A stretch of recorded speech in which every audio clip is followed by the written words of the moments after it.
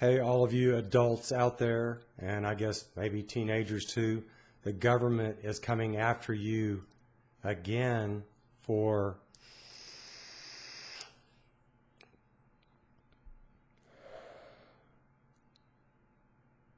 vaping because it's so dangerous.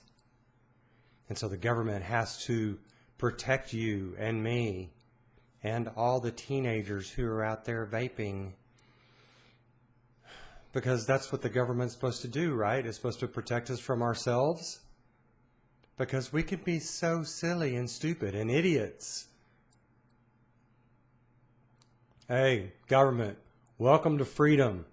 We're free to be idiots, or free to not be idiots. I mean, so right now what we got is the rumblings of this is how it starts. You get a couple of idiots who don't handle their vapes properly and they blow up, or they get a couple of faulty vapes. I mean, that happens. There are faulty cars, there are faulty airplanes, there are faulty everything. And, you know, the government immediately starts talking about banning this, banning that. We got to save the kids. That's the perennial one. We've got to save the kids.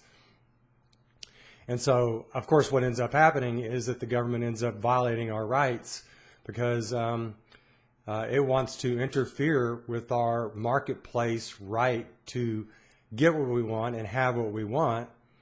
And the way this always ends up is if they end up banning it, which some of them are talking about doing it, including California, the great socialist state of California, then it goes underground. And when drugs or anything goes underground, anything that we put in our bodies goes underground, well, then we don't know who's manufacturing it. There's not reputable people manufacturing it.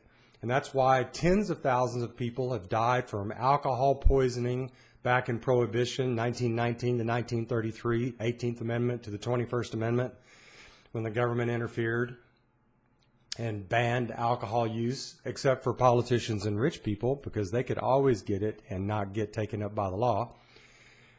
But marijuana, cocaine, amphetamines, opiates, etc.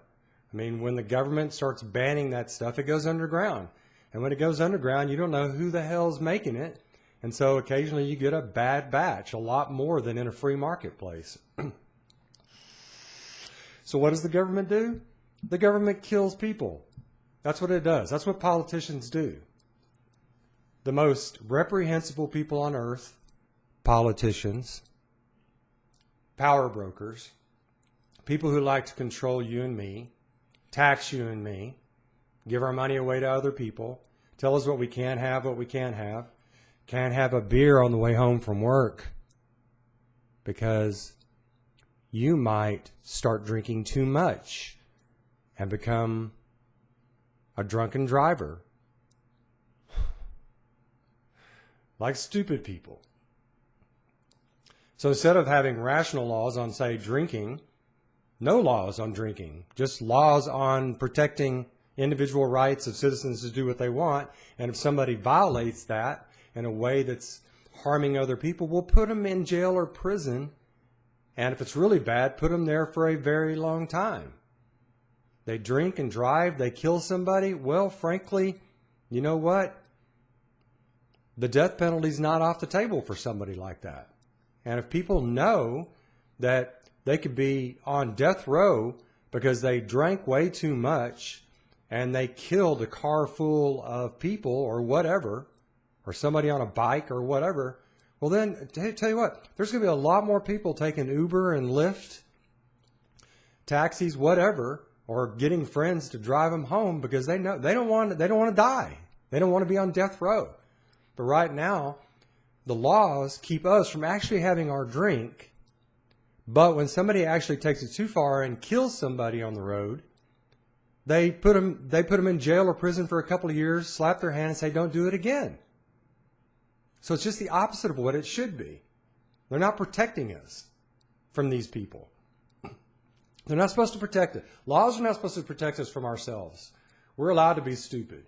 You know, when I was 10 years old, I used to jump off the roof of our house. My brother and I did. We never broke a leg. But, you know, if we had, well, We have. You know, the government isn't supposed to pass laws saying you can't jump off the roof of your house because you might get hurt. You can't vape because it might hurt your lungs. I've been vaping for 3 years. I'm a runner. Hasn't harmed my running. I get annual checkups, perfect checkups. Wouldn't matter anyway. I mean, I even smoked for a while. So, it's my business. It's not the government's business. Politicians are in place to find out how they can control us. That's what they do. And they appeal to people who want us controlled. The people voting for politicians, especially leftists, but even, conservatives when it comes to nudity and other things, they vote for people to control us. So I don't want to be controlled anymore. I want the government to do only what it's supposed to do, and that is protect my individual rights, to do as I please with my body, my money, and my property. Not other people's bodies and property and money. Don't want to control that. And if I do start doing that, well, then they can arrest me and put me in jail or whatever. But the government is going to start trying to do this with vaping. And we need to stand up and say, no, you can't do it. I mean, I could sit here and tell you that vaping has already gotten millions of people off of cigarettes, which it has. It's the great thing about a free marketplace. The people who invented vaping had no idea that they were going to get millions of people off of cigarettes and actually potentially really end up saving hundreds of thousands of lives. That's the great thing about selfishness, the selfish marketplace. You go out there to make money, and you end up saving people's lives. It's a fantastic thing. So we need to make sure the politicians don't extend the sin taxes or the sin laws or whatever into vaping and just make it another thing, another way for them to control our lives. Here's vaping. Here's vaping at you, kid.